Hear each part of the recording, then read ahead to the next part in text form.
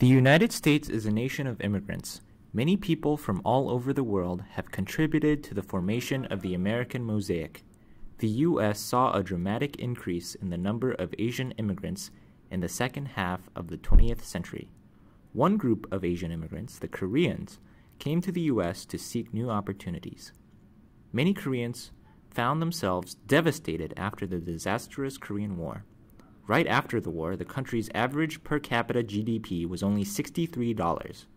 Many of them began thinking about pursuing a new life in a land far across the Pacific and eventually made their way to the U.S. Some of these adult immigrants brought their children along, and these children eventually became known as the 1.5 generation Korean Americans. The 1.5 generation Korean Americans and the second generation Korean Americans have created their own unique values and culture. They have had challenges balancing their life in this country while maintaining their Korean culture. We will meet some of these young Korean Americans and listen to their stories. Brian Chung is an 18 here at Dartmouth. His father first moved to Florida, and then he brought her wife with her to settle in America permanently. Brian was born in Georgia. The crew decided to visit his room to see if anything representing Korean culture could be found. Oh, it's a nice hat. Yeah. Korean ginseng, ginseng packs, liquid. It's good juice. You just like drink it every morning. Keeps you going, keeps you energized. Yeah. Although Brian was born and raised in the United States, we found in his room many things related to Korea. The lead member of the greatest K-pop boy band ever. What's K-pop? K-pop, to get it, K-pop is basically it's short for Korean pop. It's basically a Korean form of hip hop. As hip hop culture entered Korea, Dartmouth Korean American students talk about the cultural struggles they have experienced from at least on the surface. But there are definitely things that are odd and different. Food, like I don't know if you've seen like Fresh Off the Boat that just came out. That scene where in the lunchroom where he like brings Asian food and everyone makes fun of him. Like, yeah, I definitely remember things like that. Value different things. Kids didn't know why. Well, I didn't know why either at the time, but my other kids didn't understand why. Like I couldn't come out and play, and my mom wanted me to do like math books and stuff instead. David O is an 18 at Dartmouth, and his father immigrated to the United States with his family. David's grandfather was looking for financial success and a new beginning.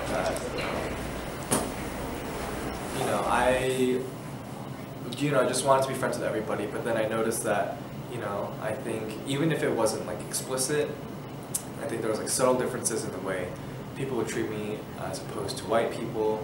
And again, this wasn't explicit, but I think it's something that you can like subtly pick up on. Daniel Jung is an 18 at Dartmouth. His family moved to the U.S. when he was in 3rd grade. Well, in New Orleans, there wasn't really a lot of like immigrants per se. There were like Asian Americans, but most of them, been living there for a while. It wasn't like, because when people move to the United States, like first place they think of would be like California, New York, like East Coast, West Coast. They don't exactly think of New Orleans, And I was like one of the few actual immigrants there who couldn't really speak any language whatsoever. And Any English? Any English. Yeah, I just remember one time when like I had to go to the bathroom really bad, but I couldn't like explain how to say I needed to go to the bathroom, so I like dragged my teacher and like to the bathroom and then pointed at the door, and she was like, "Oh, I get it now." But yeah, it was tough. Tiffany Park is an 18. Her parents came to America for further education after finishing college in Korea. Yeah. Okay. So there are certain words, there are certain English words that like Koreans say with a Korean accent, so that's how I learned them. For example, like salmon, I called it like salmon for like for like so many years, and it was like Like those kinds of, there's like so many of those kinds of stories. Or like buffet. My parents call it buffet. I legitimately thought that was like what it was. That was what it was called. So like a lot of like embarrassing moments in like elementary school where you're like learning how to like say things, but it was just like, you know, that happens. Interesting. And Sun Soo Park is a 17 here at Dartmouth. She moved to the U.S. with her family in elementary school. I mean, there are lots of clashes, I remember. Like, specifically? Yeah. Specifically, I guess the way I think about college. That's one very big clash. Like, because Korean education is like, you go to college knowing what your major will be. You decide on your major and then go that major. All 4 years, and like you rarely change. And if you do change, like you do like kind of withdraw and like take a gap year. But here it's like very different. Like concept of college is like exploring and then finding a major. And then finding a major doesn't even like tell you what your job will be.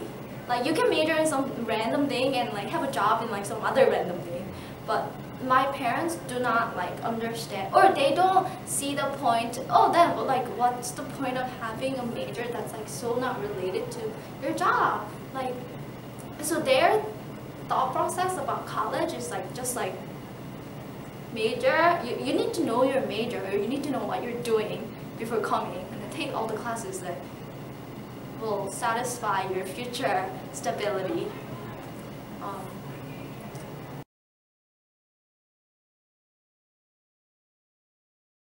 I think I could be someone that, at least I hope to be someone that can really relate to both cultures and, you know, be like the bridge in between the two cultures where, you know, I can relate to both and connect with both, and maybe both sides will feel comfortable, you know, speaking with me and things like that. And, you know, I think that would be something cool that.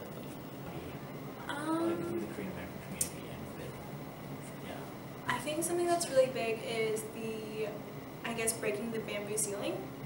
Extremely important. So even though I'm probably not going into business, you see that a lot of top Asian American or Asian business executives are not people who climbed up the corporate ladder, but they're rather like people who like started their own companies or like started their own thing, and like that's how they rose to the top.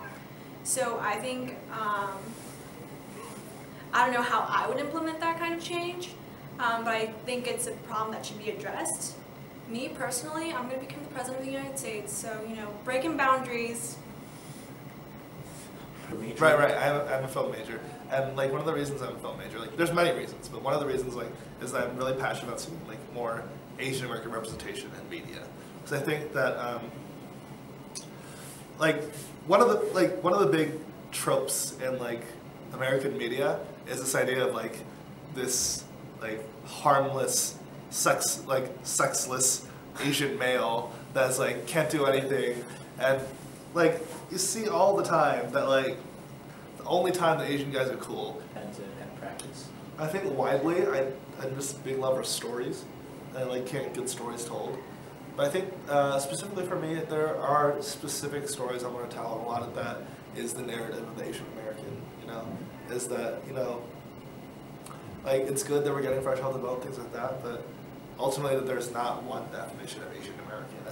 As much as like a lot of Asian Americans identify as fresh off the boat, that's not every Asian American. Not every Asian American was, you know, the hip hop head who, you know, just wanted to listen to Biggie Smalls and like break the mold. You know, some Asian Americans, you know, do like math. Some Asian Americans want to do movies. Some Asian Americans are just lazy and don't want to do anything. They want to live in their parents' basements, you know? That there's just that wide array, and there's like stories to be told and all of that.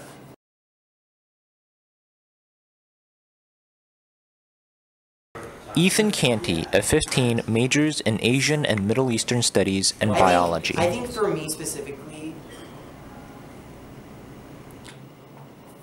being aware of Korean issues didn't really occur for me until I went to Korea my senior year, and then that's when I was very much more Of high school. yes, of high school. very much more aware of South Korea and North Korea as a country and as a people in general, and then through that, forming relationships with the people themselves made me just as a non-Korean or non-Asian American much more aware of such issues and much more aware of kind of harmful stereotypes and how to, for me as myself, try to encourage others to break past, and also me to kind of not stereotype in a sense. So I guess I think education is probably the most powerful tool. Educating people of these different, people. These, I hate saying the word different, but of these, of Koreans and Korean Americans, in that they are American and they are part of this society, but there are many different definitions of being American. I see. I guess want other people to acknowledge is that I think it's very important for other people to acknowledge that even if we are of second generation, first generation, and even third generation immigrant families, that we are Americans just like anybody else. And I think, despite these racial differences, there's this unity that binds us in the fact that we're all living in America, and we're all seeking mostly the same goal, to find opportunity in this country and pursue success. And I think that's something that we should all acknowledge and understand about each other, regardless of what our backgrounds are. Despite the identity struggles they have suffered, the 1.5 generation and the second generation Korean Americans have incorporated invaluable qualities in both the Korean and the American culture in their pursuit of success in America. According to many Korean American students at Dartmouth, there is a need for interest in the Korean American story. Only when there is true understanding of what young Korean Americans have experienced can we expect a society without incorrect, stereotypical images.